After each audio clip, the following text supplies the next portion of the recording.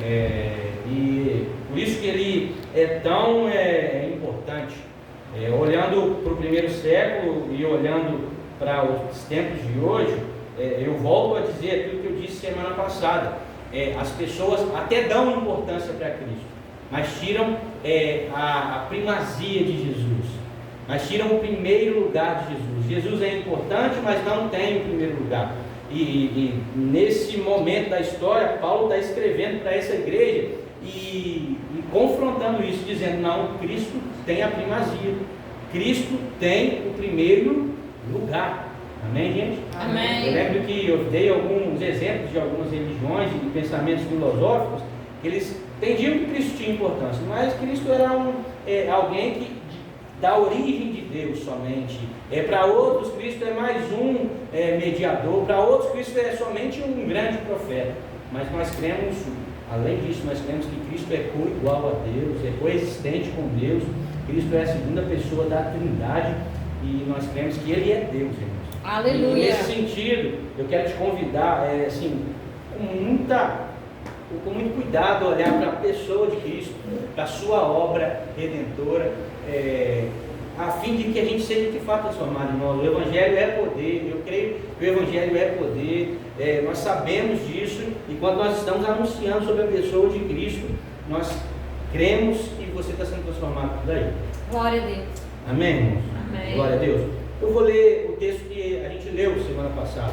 Eu sabia que semana passada não dava para falar sobre o texto todo, e aí eu dividi ele em dois, eu não sei se vai dar para terminar, mas eu vou ler do versículo 13 ao versículo 23.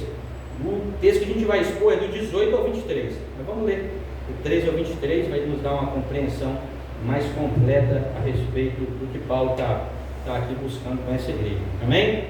Ele nos libertou do poder das trevas e nos transportou para o reino do Filho do seu amor, em quem temos a redenção, a remissão dos pecados.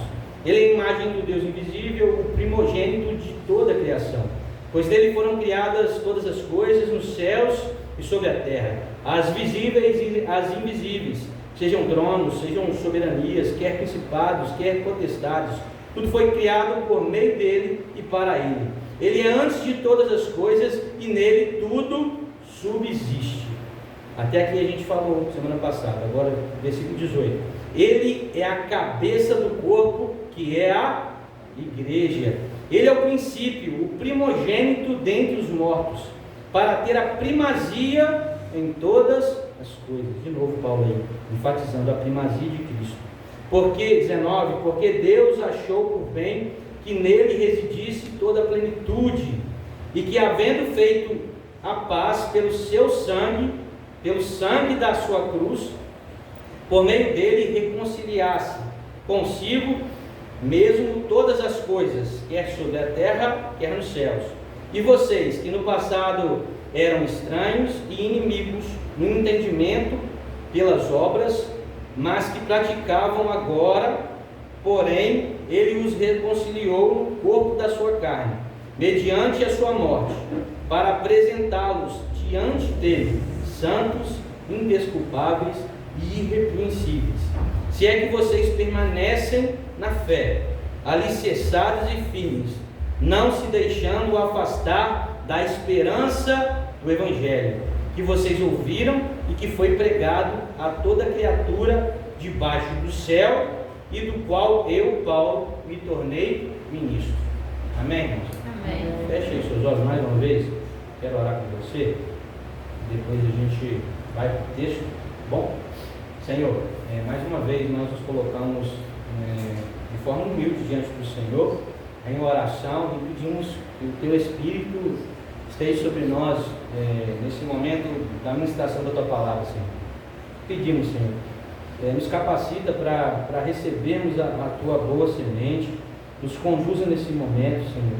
Pai, eu me escondo atrás da Sua cruz e te peço, Senhor, de forma humilde, usa a minha vida nessa noite, ó Deus, para falar da boa notícia do Evangelho. Te pedimos, Senhor, em nome de Jesus, toma nosso coração, toma nossa mente, Senhor.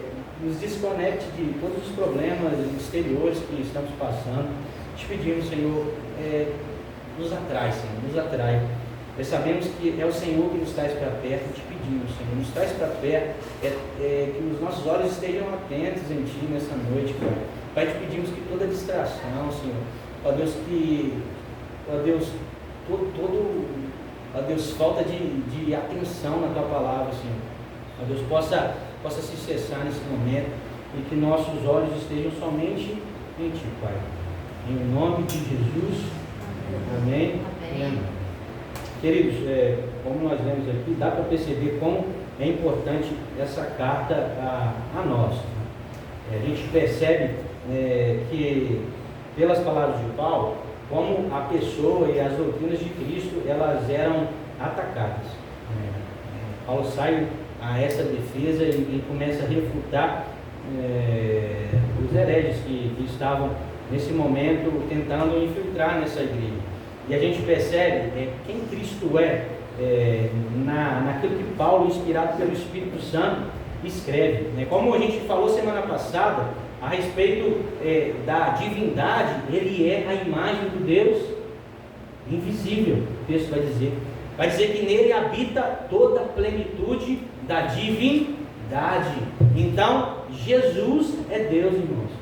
Com relação à criação, o texto vai dizer que Cristo criou e, além de criar, Ele é o sustentador de todas as coisas. Criou as coisas visíveis e as invisíveis.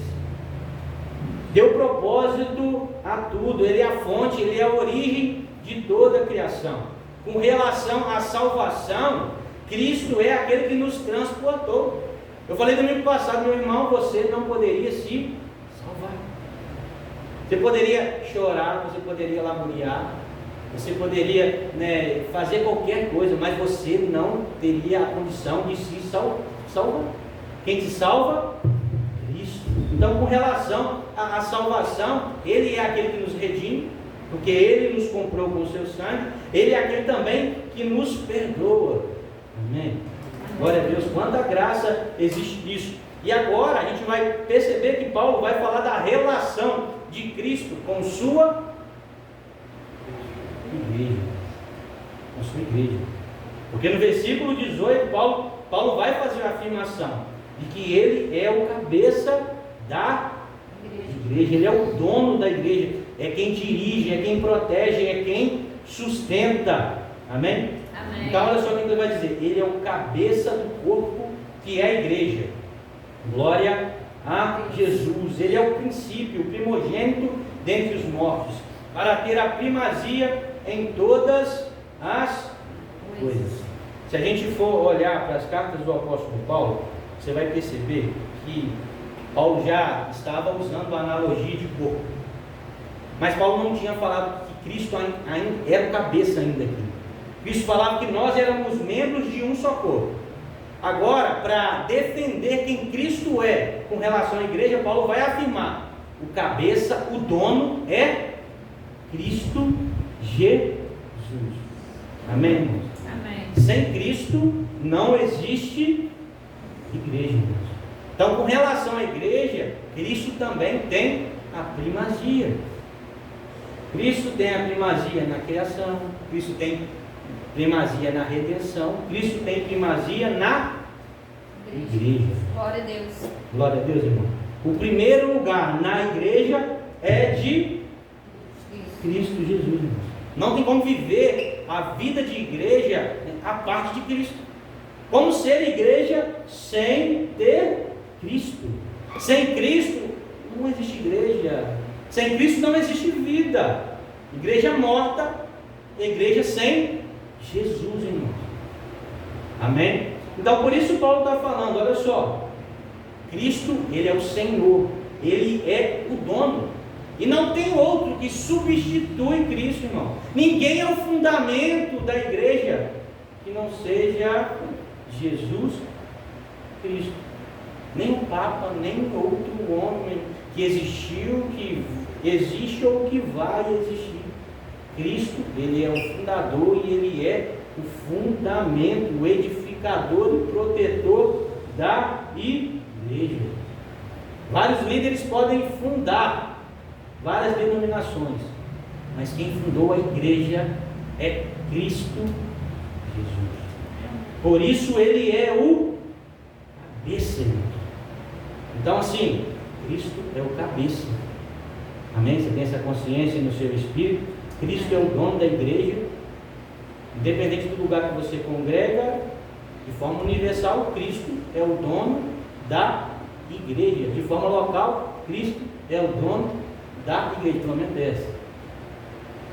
Posso falar pela que a gente vive. Cristo é o dono desse lugar. Quem tem a cadeira de primazia desse lugar, irmãos? Cristo Jesus. Amém? Amém. Glória a Deus. E no sentido de ser o cabeça da igreja, irmãos, a gente pode olhar em dois aspectos. Primeiro, que Cristo é o cabeça de forma orgânica da igreja, no sentido de que Ele é a fonte, Ele é a origem das coisas. Você não vai ver um corpo andando pela rua sem cabeça. Isso significa que a igreja sem Cristo não tem vida, ela está morta. E é parecido com aquilo que Paulo vai dizer na carta aos Efésios, que foi a primeira carta que a gente expôs aqui, do capítulo 1 ao capítulo 6. Nós estávamos mortos. Nós estávamos mortos nos nossos pecados, nos nossos delitos. Ele nos deu vida. Então Ele dá vida à igreja. Ele dá força à igreja, Ele dá propósito, Ele dá direção à igreja, amém? Ele dá alegria à igreja, irmãos. Tudo se origina de Cristo. Sendo cabeça, Ele é a fonte de toda a energia, amém? E quando a gente olha para Efésios 1, a gente percebe que a gente foi escolhido, a gente foi amado, a gente foi remido, a gente está seguro em Cristo. A gente está assentado nas regiões celestiais em Cristo Jesus. Nós morremos com Ele, nós ressuscitamos com Ele e nós viveremos com Ele eternamente. Então assim, sem Cristo, sem vida.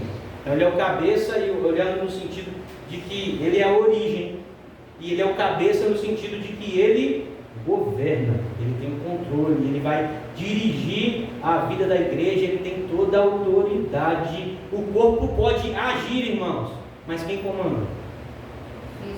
Cristo Jesus.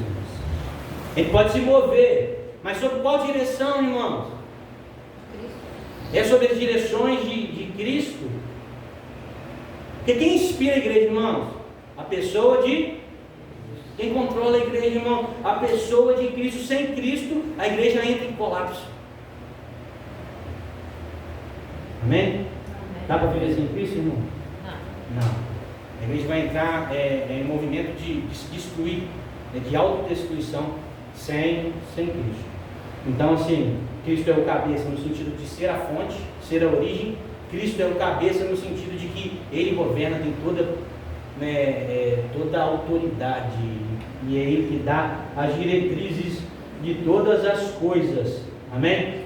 E a gente pode perceber que Paulo vai falar que além dele ser o cabeça, Bruno, você pode colocar aqui o versículo 18, ele vai dizer, além dele ser o cabeça, ele vai dizer que ele é o que? O princípio. Ele é o princípio, então ele é a origem, irmãos. Sabe? Na relação de igreja e a importância de Cristo para a igreja, Ele é o cabeça, Ele é a origem, Ele é quem governa, Ele é o começo de tudo. Amém?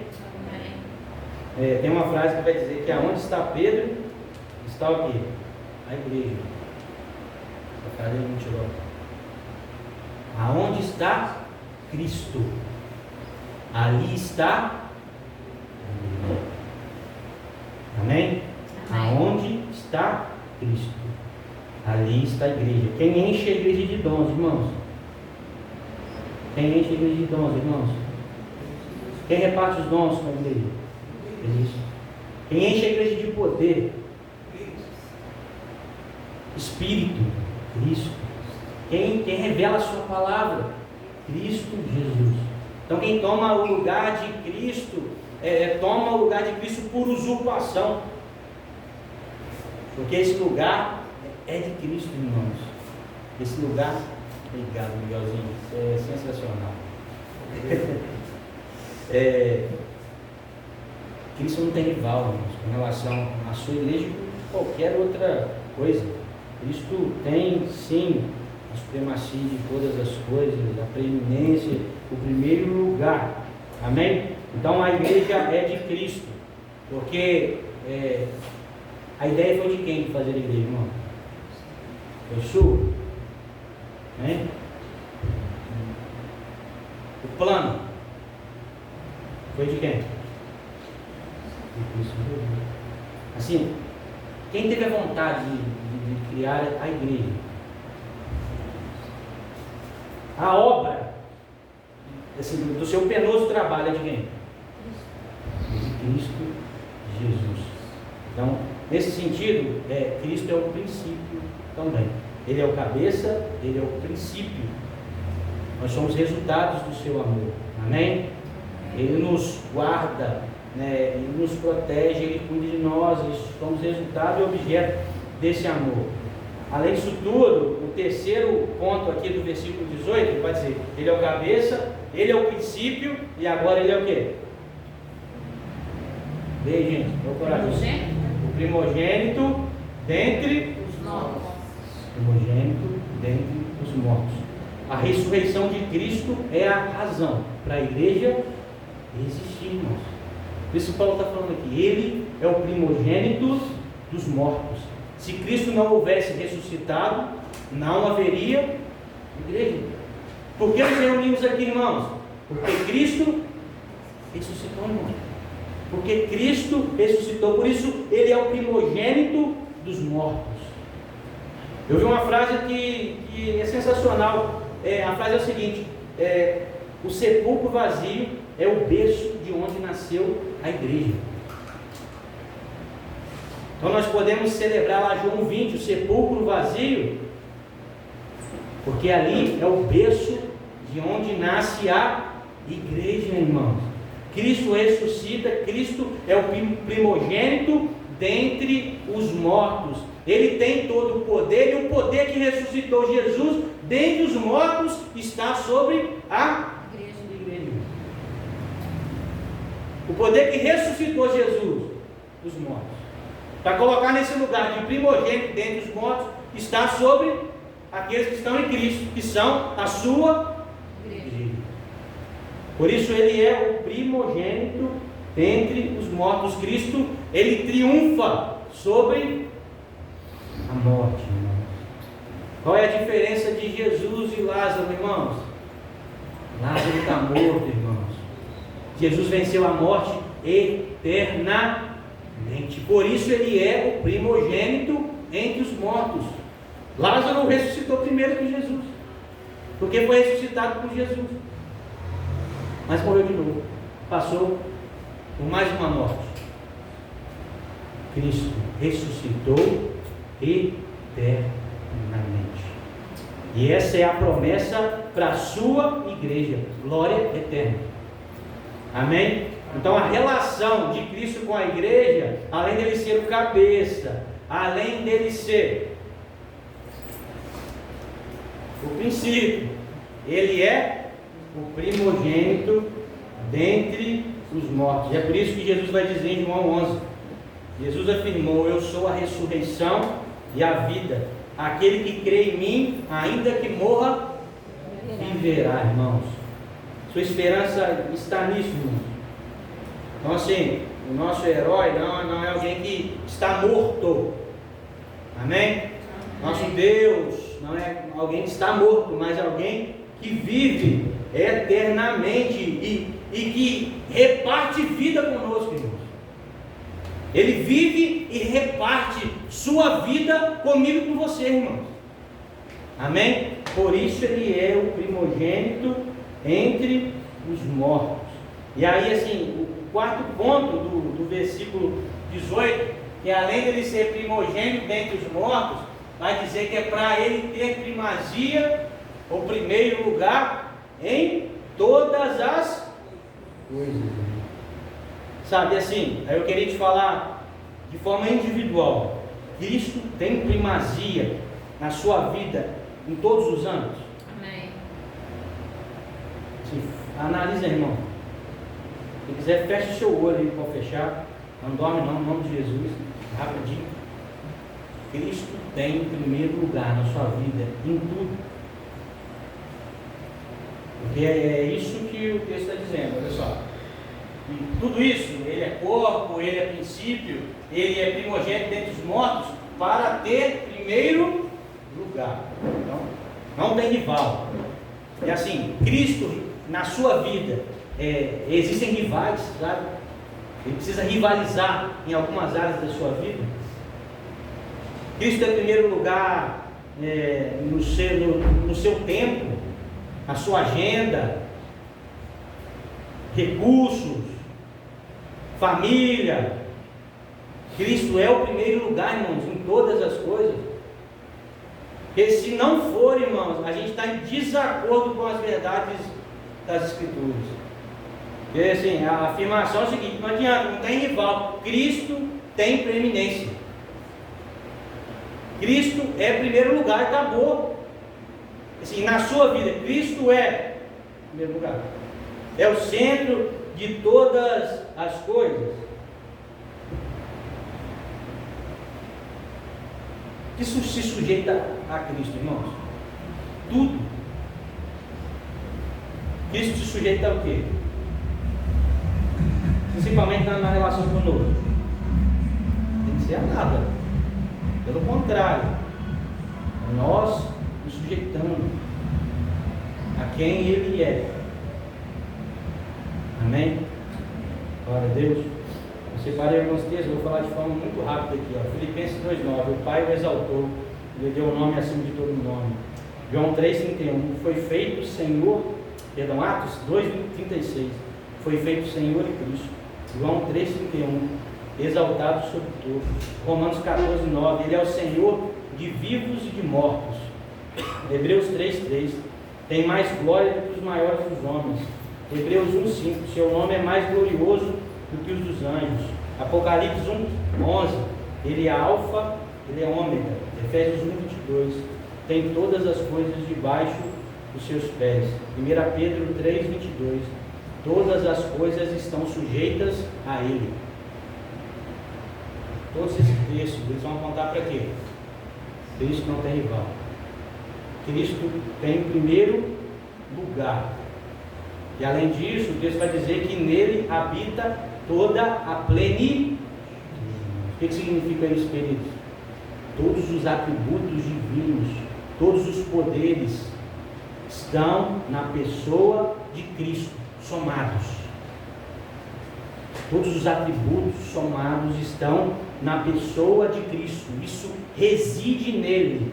Não de forma eventual, mas eternamente. Não em um momento, mas em todo sempre. Em toda a eternidade. Em Cristo estão todos os atributos divinos. Por isso que Paulo está dizendo: nele habita toda a plenitude. Amém? João 1,16. Porque todos nós temos recebido da sua plenitude e graça sobre graça. E aqui a gente tem um ministério cristológico, 100% homem, 100% Deus. Um Deus que sai desse lugar de glória e habita em nosso meio, de um mundo que foi criado por Ele e morre a nossa morte, para nos dar vida eterna, e nele habita toda a plenitude da divindade. Amém? E aí o texto vai avançando, versículo 20 ao 22, vai dizer que Jesus, ele é um Jesus que reconcilia os homens com ele. 20, olha só: e que havendo feito a paz pelo sangue da sua cruz, por meio dele reconciliasse consigo mesmo todas as coisas, quer sobre a terra, quer sobre os céus. E vocês que no passado eram estranhos e inimigos do entendimento pelas obras más que praticavam, agora porém ele os reconciliou no corpo da sua carne, mediante a sua morte, para apresentá-los diante dele, santos, inculpáveis e irrepreensíveis. Então ele nos reconcilia da inimizade para a amizade. Nos devolveu um lugar que era nosso no Éden. É uma reviravolta na nossa vida. Ele nos reconciliou consigo. Amém? Isso daí é graça, né? Ele nos colocou nessa ordem de volta. Então, glória a Jesus. E olhando para a reconciliação, irmãos, falar de reconciliação é entender que é algo extremamente necessário. Amém? Porque talvez você pense, reconciliação não é necessário. Não se faz necessário reconciliação. Mas você precisa entender que reconciliação é algo extremamente necessário. Porque a gente estava numa posição de inimigos de Deus. Nós estávamos longe. Nós não tínhamos paz. Pelo contrário, sem descanso, atormentados. E foi Ele que nos reconciliou, irmãos. Então, além de ser algo necessário, a reconciliação é uma ação divina. Amém? Você não podia se reconciliar com Deus sem Cristo, irmãos.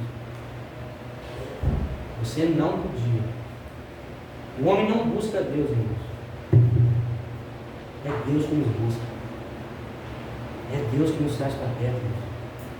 Sabe, se existe um desejo aí de você orar e buscar o Senhor, não vai achando, não enche seu coração de orgulho. Não larga de ser besta. É Deus que coloca isso no seu coração. Amém? É Deus que nos busca, irmãos. É Deus que nos chama para perto. Se eu não me engano, é Jeremias que vai dizer que é com amor eterno e com laços, o seu amor eterno, e vai dizer que laços de amor, com laços de amor ele nos atrai. Sabe? Então o desejo de buscar a Deus, ele vem de Deus, é iniciativa divina. 2 Coríntios 5,18 diz o apóstolo Paulo: ora, tudo provém de Deus, que nos reconciliou consigo mesmo por meio de quem? De Cristo, irmãos. Por meio de Cristo. Glória a Deus. Glória a Deus. Então assim, não é que Deus ficou bonzinho por causa da cruz de Cristo, não. A cruz de Cristo é o resultado do amor de Deus, irmão. Sabe? É o resultado do amor de Deus.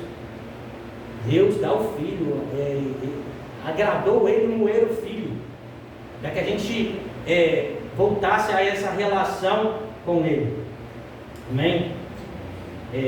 Falando sobre reconciliação também, avançando nos versículos 20, 21 e 22, a gente percebe que o sangue de Cristo é que nos habilita a essa reconciliação. Sabe? Porque Cristo ensinou, irmãos. Cristo fez milagre? Fez, irmão? Fez. Mas o que nos aproxima de Deus, irmãos? O seu sangue. Os seus ensinamentos perpetuam até hoje. E a gente deve ser como Cristo e aprender como Ele, olhar para o Evangelho, para os Evangelhos, perdão, irmãos, com carinho. Com carinho, olhar e perceber as palavras de Jesus em cada circunstância que ele estava. Eu amo aquela Bíblia que tem as palavras de Jesus em vermelho. Eu ainda vou comprar uma Bíblia dessa para mim. Quem já viu? Quem tem essa Bíblia? É muito bom, cara, para você olhar para o texto e tipo assim, aprender, sabe? Porque tem textos que, irmãos, todos os textos da Bíblia são palavras de Deus. Não estou dizendo nada contrário a isso, mas as palavras de Jesus, irmãos, elas são preciosas demais, sabe? Aí tem algumas Bíblias que todas as palavras de Jesus estão em vermelho, sabe? Eu até te incentivo, se você for comprar uma Bíblia, porque vai ser, quando eu for comprar uma próxima Bíblia para mim, eu vou comprar uma dessa forma, sabe? As palavras de Jesus estão em vermelho. Então, assim, os ensinamentos de Jesus são maravilhosos, trazem vida a nós, mas foi pelo teu sangue, foi pela tua entrega que a gente se reconciliou com Deus. Amém? Olhando para o texto, a gente percebe também que todas as coisas foram reconciliadas com Cristo.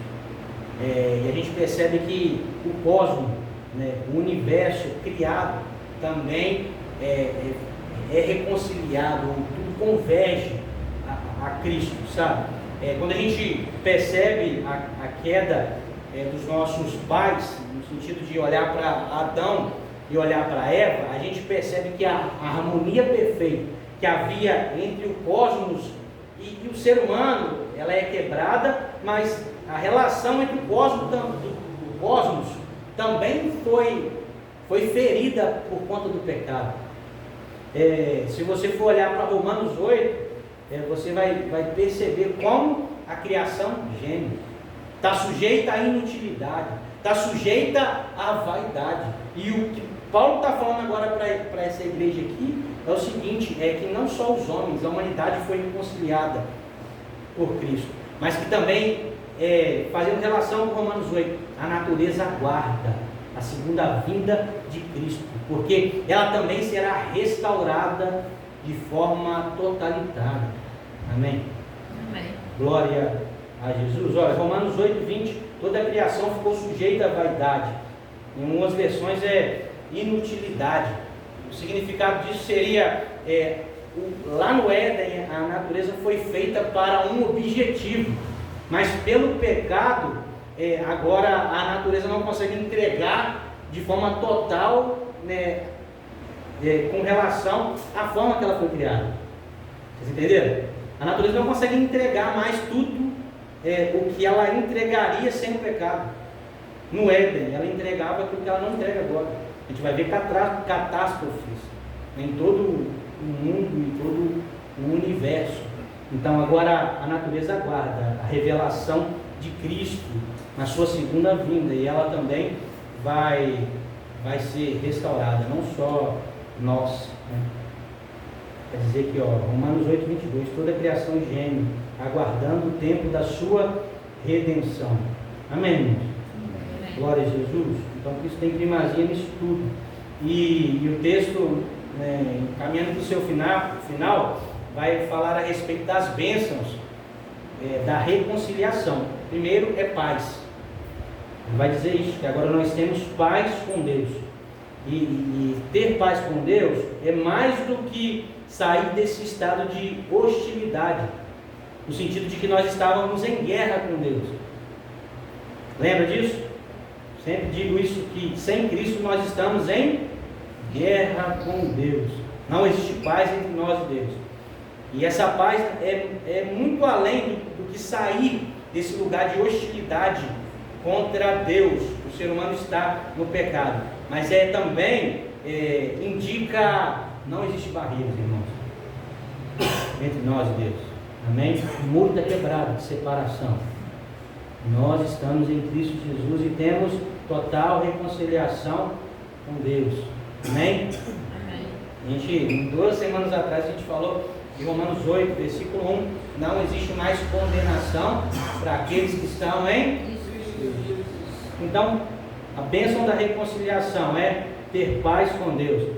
E o versículo 22, que eu acho assim, um versículo muito importante, lindo, interessante demais, olhando para esse texto hoje à tarde, principalmente o versículo 22, a gente percebe que estar reconciliado com Deus aponta para um lugar de santidade, irmãos.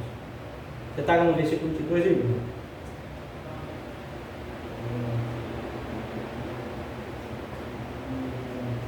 Isso aí. Agora, porém, ele nos reconciliou no corpo da sua carne, mediante a sua morte, para apresentá-los diante dele, santos, indesculpáveis e irrepreensíveis. A reconciliação aponta e indica santidade. A finalidade da reconciliação é o que, irmão? Ser santo, ser consagrado, ser separado, não ter manchas. Amém? Jesus aí está te santificando, irmãos. Você é reconciliado com Deus, você vive esse caminho de santificação, de ser irrepreensível, livre de qualquer acusação do inimigo das nossas almas. E o último versículo que que é o 23, a gente vê a evidência daqueles que foram reconciliados. Vai dizer, se é que vocês permanecem. Então, fui reconciliado com Deus, a evidência é, eu permaneço na fé. Existe perseverança em mim. Sabe, você está perseverando, meu irmão? Você já desistiu? Sabe, ele vai dizer, ou se é que vocês permanecem na fé, ou vocês estão alicerçados, firmes. É assim, aonde está a sua raiz, irmão? Aonde está a sua raiz? Seus pés estão bem firmes, irmão. Você tem guardado a fé. Ele vai dizer também algo interessante: não se deixe afastar-se da esperança do Evangelho. Você tem esperança no Evangelho, irmãos? No momento da tribulação, da dificuldade, a esperança do Evangelho é roubada. Porque existem ladrões, irmãos, que querem nos roubar essa esperança. Agora, para aqueles que estão em Cristo Jesus, irmãos, a nossa esperança está em Cristo, está no Evangelho, irmão. Está nas promessas do Evangelho. Amém? Amém? Glória a Deus. Então, nesse sentido, a gente percebe que Cristo tem a primazia na igreja e na reconciliação de um povo para com Deus, mediante ao seu sacrifício.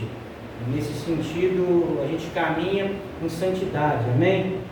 Glória a Deus. O versículo 22 vai dizer, para apresentá-los diante dele. Então, assim, é um processo de santificação que Cristo está fazendo em nós, para que, no fim, a gente seja apresentado a Ele mesmo. Isso é graça, irmão. Olha que profundo, cara. É Cristo trabalhando em você, para quando Ele voltar, Ele apresentar você a Ele, santo, irrepreensível, indesculpável. Amém? Nesse sentido, Deus tem a primazia de todas as coisas. Então, assim, olhe para Cristo, não tire o olhar de Cristo. Aonde está a sua esperança, irmãos? Não coloque a sua esperança em bens materiais, não coloque a sua esperança em pessoas, coloque a sua esperança em Cristo Jesus. Uma esperança, a gente pode entender e saber que ela não vai nos decepcionar. Então, olhe para Cristo. Aplicando tudo isso, todo o texto, primeiro é o seguinte: Cristo é o cabeça, é Ele que dirige a nossa vida. Você tem orado ao Senhor, Senhor, e aí? Como é que vai ser hoje? Sabe? Minha agenda é sua, Senhor, e dirige a minha vida. Sabe? De forma simples, se a gente for aplicar o texto, olhar para o texto e falar assim: o Senhor é o cabeça, Ele é o cabeça da minha vida, Ele manda e governa. Assim, governa minha vida, Senhor. Me orienta, estou desorientado. Amém? Aplique nesse sentido. No sentido de que Ele é o primeiro em tudo, analise sua vida mais uma vez. E aplique essa palavra no seu coração. Ele é o primeiro de tudo na minha vida. Se pergunte, Cristo é o primeiro, tem o primeiro lugar, tem a primazia, tem a supremacia na minha vida. Amém? Amém. Outra questão é com relação à reconciliação. A gente sempre disse isso daqui: perdoe, não guarde mágoa nenhuma. E olhando para o último versículo, a aplicação dele é o seguinte, irmão: não desista. Não desista de amar-se. Nossa esperança está no Evangelho. Mantenham-se firmes em nome de Jesus. Amém? Amém. Glória a Deus. Vamos orar? Vamos orar. Senhor, nós te bendizemos, nós te exaltamos, nós te louvamos mais uma vez essa noite. Aleluia. Obrigado por sua palavra. Obrigado porque o Senhor é o cabeça, é o princípio, é o primogênito dentre os mortos.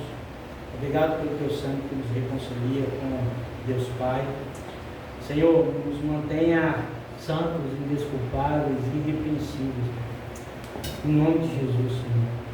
Pela tua graça, Pai. Pai, em nome de Jesus, Senhor, que os nossos pés estejam firmes no fundamento da nossa vida e o Senhor é esse fundamento. Pai, nós não conseguiremos viver sem o Senhor, nós não podemos viver sem o Senhor e nós não queremos viver sem o Senhor. Pedimos, Pai, em nome de Jesus, fortalece a nossa fé, Senhor. Derrame sobre nós, Senhor, o teu Espírito, Pai, que a gente continue crescendo, Jesus, ó Deus, até chegarmos à estatura do varão perfeito. Pai, nos mantenha nesse processo pela graça, Jesus, que há em Ti, Jesus. Graça sobre graça. Multiplica a graça sobre as nossas vidas, Senhor. Em nome de Jesus.